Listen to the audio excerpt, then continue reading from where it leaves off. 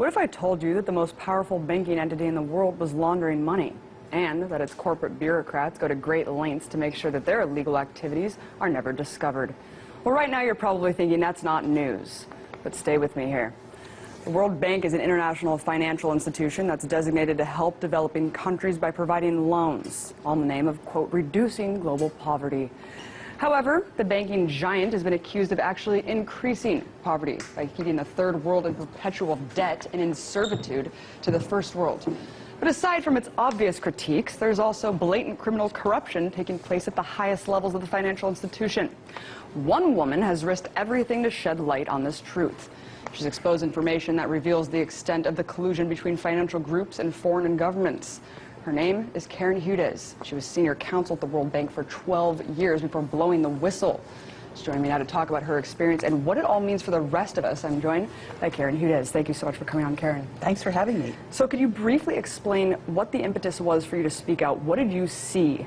I was a lawyer, and I saw securities fraud. I saw financial information that was not being disclosed to $180 billion worth of bondholders. It was my job to make sure that the financial statements were correct. So first, I reported it up the corporate ladder to the audit committee. When that didn't work, I went to the U.S. Treasury Department. And when that didn't work, I went to the U.S. Congress. Senator Lugar wrote 3 letters to the World Bank saying, "Don't fire this lady." And they promptly fired me.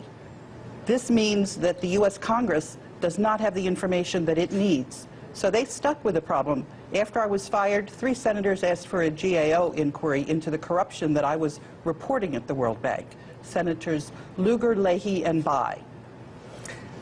Walk us through what exactly, where was this money being laundered, to whom? The money was going every which way because anybody that reported misconduct was fired. So in one case, the borrowers were being overcharged. In another case, I was reporting corruption in the Philippines. $900 million worth of money that should have gone to fight poverty in the Philippines instead went to a corrupt man, Lucio Tan, who was in default on his loans. Philippine National Bank went into default. There was a run on the bank. Philippine National, the investment company tried to bail out the bank for $500 million. And then the board was lied to. And my story is about trying to uncover the cover-up. The cover-up went all the way to Congress, and then it went to 188 ministers of finance. So this is corruption in the entire world. And until it's set straight, what we're going to have is we're going to have a currency war. So you think that this was just a microcosm of what's happening across the entire institution? You just saw one aspect of this kind of laundering. It wasn't just me. There's a group of World Bank whistleblowers. There's one of us from the United Kingdom. There's one of us from Mexico. There's one of us from India. There's one of us from Ethiopia. And we're all reporting the same thing, corruption from top to bottom of that institution. The money's going every which way, but where it needs to go to fight poverty. And so you said that you were kind of stifled. You went to the government, and then you had a couple senators on your side, congresspeople. What of the corporate press? You said that you continuously tried to go to them with the story to cover it, and you were shunned as well. Absolutely, and the reason why I found out, it's because the corporate press is owned by one mega conglomerate. All of the financial institutions in the world, just about, are part of this scheme to rip off everybody, every single citizen on this planet. That's what I'm talking about. And it's not just my idea. There was a very accurate report on this from the Federal Institute of Technology in Zurich, Switzerland. 3 mathematicians looked at accurate corporate data on 43,000 transnational companies, and they reported that through very clever interlocking corporate directors, these groups managed to grab 10 times the power than they otherwise had in their finances. So they own 40% of the assets of all of the companies traded on the capital markets of the world, and they own 60% of the earnings for every year. This means that the central banks for the world are issuing paper money with absolutely no accountability to the people who are using this money. And pretty soon, in a matter of weeks probably, the whole system is going to come to a screeching halt with something called gold backwardation. Well, let's back up a little bit because, I mean, basically there's no oversight over these institutions. Aside from laundering money, plainly, they're also laundering money offshore, hidden in these bank accounts, offshore bank accounts. I want to talk about how much power the banking system really has over geopolitics. I mean, you just broke down that all of these people are kind of interlocking. Would you say that they control the government as well? Absolutely. What I have documented is state capture. I tried to have information go to the voters before the presidential elections because Robert Zellick was Mitt Romney's National Security Transition Planning Chief. CBS wouldn't report it. If the voters don't know who they're voting for, I asked CBS to have a question on international corruption. They figured the American public didn't need to know.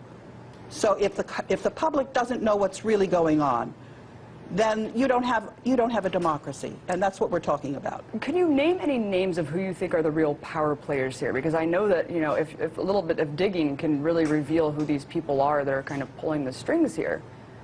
What you need to do is you need to look at the ownership of these corporations. They're the ones that we hear about all the time. Goldman Sachs. Yeah. You were talking about Bank of America. They are actually all one bank. That's what happened when we saw the LIBOR crisis. These institutions are one big conglomerate that think they control the world, and they think they're above the law, and they're not. What about just the guise of the IMF and World Bank, kind of looking back since you served so long into this institution? What do you think about kind of what they present and sell themselves to the entire world? I mean, the whole structural adjustment policies, keeping the third world perpetually in debt. I mean, do you think that's just an entire ruse to maintain their profit structure? I think these are institutions that, if they're cleaned up, can do a lot of good. They can provide a basis for a peaceful transition. It's very clear that we need to have some regularity in our international financial system. We need what we certainly don't need is a currency war, and that's what we're on track for, unless and until we start to get to the bottom of this corruption.